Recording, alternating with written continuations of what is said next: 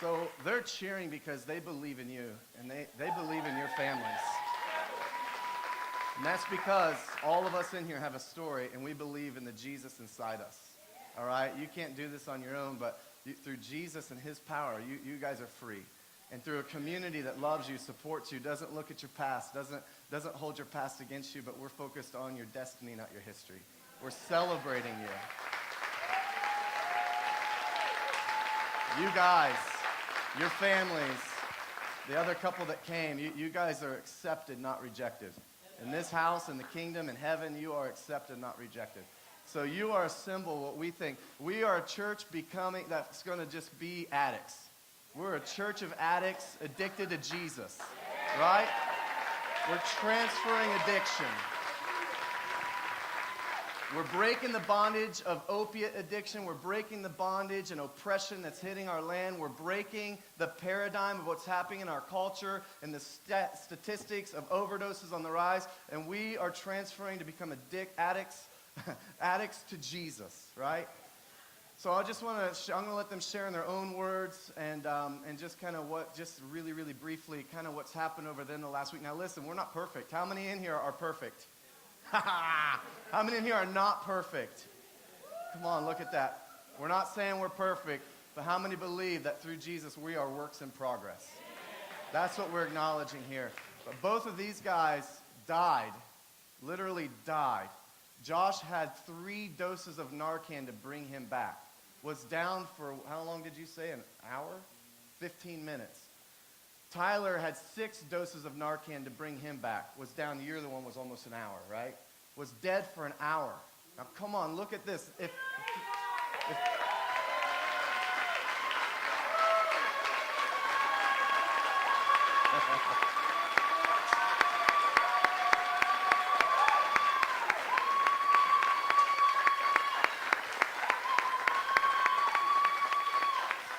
So, the reason I wanted to bring that to your attention and just remind you guys, you're not dead, you're alive. You're alive in Jesus. We don't serve a dead God. We serve a God that's alive, he's well, and he's able to do abundantly, more exceedingly abundantly than you can ask, think, or imagine, or even dream of. All right, we serve a live God. So we just want to hear your story, just in your words, just really briefly. And we hope this is encouraging to you, the families, you families. I know they're up here getting the spotlight right now. But can we cheer for the families as much as we're cheering for them?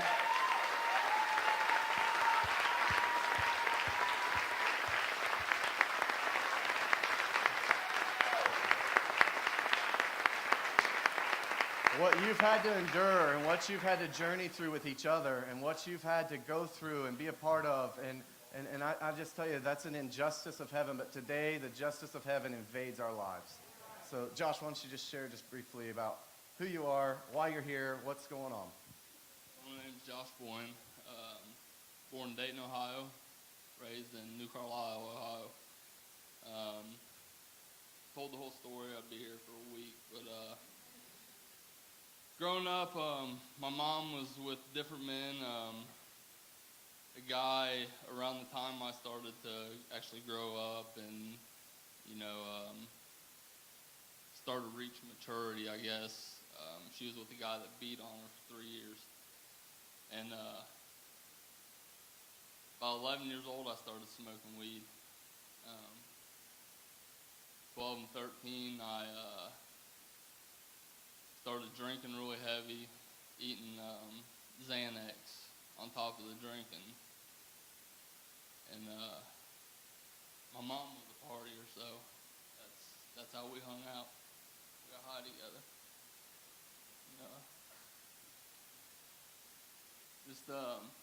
Over the years, selling drugs, just living that fast life.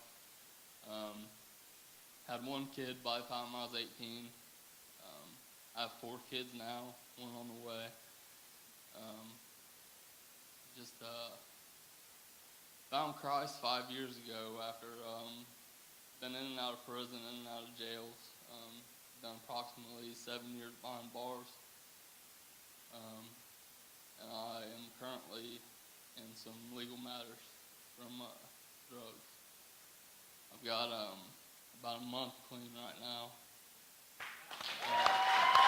Come on.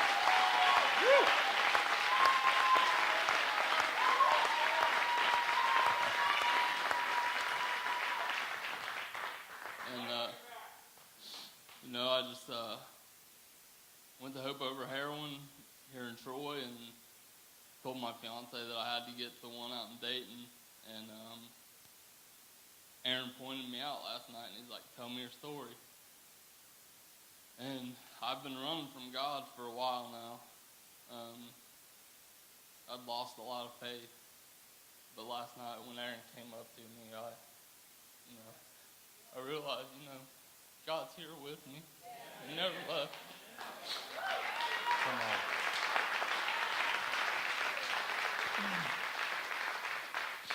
But now today, I want to keep on the right path. Stay with Jesus.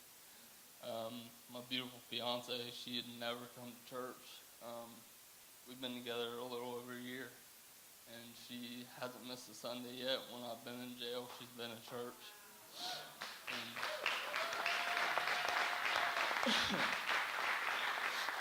it's just where we want to raise our kids, so my kids don't have to, see what I've seen and do what I do, what I've done. So, just come try this out. And talking to Aaron, I love him, and I love this place already, so. We love you, man.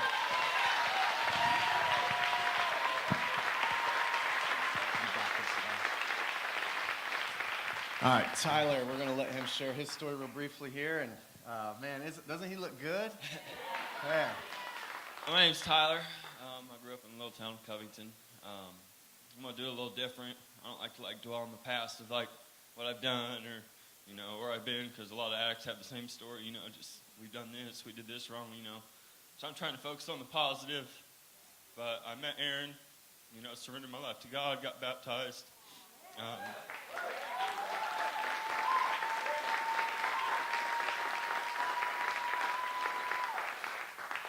Since that moment, everything just changed for me. Just my feeling, my well-being, As an addict or a recovering addict, like they say, you always crave it or you always this and that. Well, I don't crave it. I don't. I've been there, done that, and I'm just trying to turn my life around. I have one child. She's 9 years old.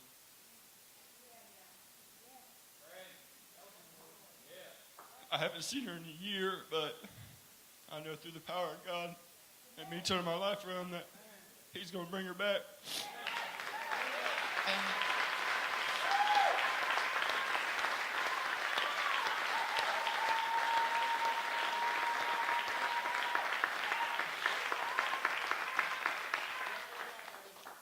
And I just, like I said, I feel accepted here. I just want to thank you all for, show me your appreciation and give me the courage to come up here and speak and be comfortable with my situation.